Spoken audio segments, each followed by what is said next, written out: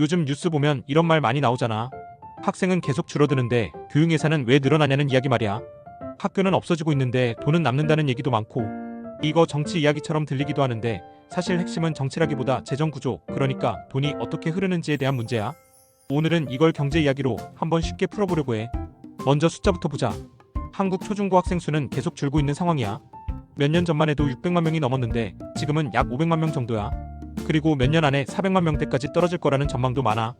출생아 수가 계속 줄고 있으니까 사실 자연스러운 흐름이야. 그래서 학교도 같이 줄어들고 있어. 이미 수천 개 학교가 폐교됐고 지방에서는 학교 통폐합이 계속 진행되고 있어. 특히 지방은 상황이 더 극적이야. 전교생이 30명, 40명 정도인 학교도 많고 어떤 학교는 한 학년에 학생이 5명도 안 되는 경우도 있어. 그런데 여기서 이상한 일이 하나 생겨. 학생은 줄고 있는데 교육 예산은 계속 늘어나고 있다는 거야. 지금 한국에서 초중등 교육에 들어가는 돈이 대략 연 70조에서 80조 원 정도야. 학생 수는 줄어드는데 왜 예산은 줄지 않을까? 핵심은 교육재정 구조에 있어. 한국에는 지방교육재정교부금이라는 제도가 있어. 이름은 좀 어렵지만 구조는 생각보다 단순해. 국가가 세금을 거두면 그중 약 20% 정도를 자동으로 교육 예산으로 배정하는 구조야. 그래서 세금이 늘어나면 교육 예산도 같이 늘어나. 학생 수와는 거의 상관이 없는 구조인 거지. 비율을 하나 해보자. 식구는 줄었는데 생활비는 월급 비율로 자동 책정되는 집이 있다고 생각해보면 이해가 쉬워. 아이가 셋에서 하나로 줄었는데 생활비는 계속 늘어나는 상황이야. 지금 한국 교육재정 구조가 딱 이런 모습이야. 그럼 이 돈은 어디로 갈까? 대부분은 교사 인건비로 들어가. 교육 예산의 약 70% 정도가 교사 급여와 학교 운영비로 쓰여. 학교는 학생이 줄어도 건물 유지비는 그대로야. 전기, 난방, 시설 관리 이런 것들은 아파트 관리비처럼 고정비라서 쉽게 줄이기 어렵거든. 그리고 교사 수는 줄긴 줄어.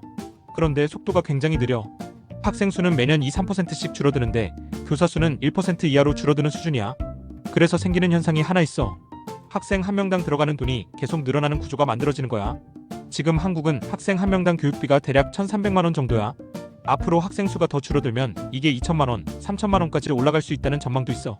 흥미로운 점은 이런 구조가 세계적으로도 그렇게 흔하지 않다는 거야. 이미 한국은 OECD에서도 학생 1인당 공교육 지출이 높은 나라에 속해. 학생 수는 줄어드는데 1인당 교육비는 계속 올라가는 구조가 만들어지고 있는 거지. 이러다 보니까 이런 논란도 계속 나와.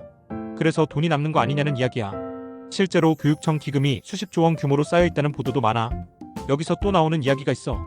학교에서 예산을 억지로 쓰는 거 아니냐는 거야. 실제로 감사원 감사나 언론 보도를 보면 논란이 된 사례들도 있어. 예를 들면 학생 수가 크게 줄어든 학교에서 수억 원 규모의 시설 리모델링이 진행되거나 아직 사용할 수 있는 책상이나 기자재를 조기에 교체한 사례들이 지적된 적도 있어. 또 일부 농어촌 지역에서는 학생을 유치하기 위해 장학금이나 입학지원금 형태로 현금이나 지역화폐를 지급하면서 학생 유치 경쟁 논란이 나오기도 했어. 물론 모든 학교가 그런 건 아니야. 대부분의 학교는 정상적으로 예산을 사용하고 있어. 하지만 구조적으로 보면 돈은 계속 들어오는데 학생은 줄어드는 상황이 만들어지고 있는 거야. 그러면 이런 논란이 계속 나올 수밖에 없는 환경이 되는 거지. 현장에서는 이런 이야기도 많이 나와. 예산을 남기면 다음에 예산이 줄어들 수 있어서 연말이 되면 공사나 장비 구매가 갑자기 늘어난다는 거야. 여기서 중요한 질문이 하나 생겨. 그럼 남는 교육 예산을 다른 데 쓰면 안 되는 걸까? 연금 부족하다, 국가 재정 어렵다 이런 이야기 많이 나오잖아. 그런데 현실적으로는 거의 불가능해. 교육 예산은 법적으로 교육에만 쓰도록 묶여 있어. 그래서 다른 부처로 쉽게 옮길 수 없는 구조야. 그래서 지금 정책 논쟁도 교육 예산을 줄이자는 방향보다는 교육 범위를 넓히자는 쪽으로 가고 있어. 예를 들면 대학 지원이나 돌봄 서비스, AI 교육 같은 분야로 예산을 활용하자는 이야기들이 나오고 있어. 실제로 최근에는 초중등 교육 재정을 대학 지원에 일부 활용하는 논의도 시작됐어. 정리해보면 이거야. 학생은 줄고 있어. 학교도 줄고 있어. 그런데 교육 예산은 늘어나고 있어. 이게 이상해 보이지만 사실은 제도 구조 때문이야. 세금 비율로 자동 배정되는 시스템, 고정비가 큰 교육 구조, 그리고 교사 인건비 중심 예산. 이 세 가지가 합쳐진 결과라고 보면 돼. 그래서 이 문제를 단순히 예산 낭비냐 아니냐 이런 감정적인 논쟁으로만 보면 해결이 어렵고 결국 중요한 건 구조 설계야. 학생이 계속 줄어드는 나라에서 교육 재정을 어떻게 설계할 것인지 이건 앞으로 10년, 20년 계속 이야기될 문제야. 교육의 질을 유지하면서 재정 효율도 맞춰야 하니까. 우리나라가 처음 겪는 상황이라 아직 명확한 정답도 없어. 다만 한 가지 분명한 건 이건 교육 뉴스라기보다 경제 뉴스에 더 가깝다는 거야. 결국 세금 구조 이야기니까. 오늘 이야기가 교육 문제를 다른 시각에서 보는데 조금이라도 도움이 됐다면 구독, 좋아요도 눌러줘.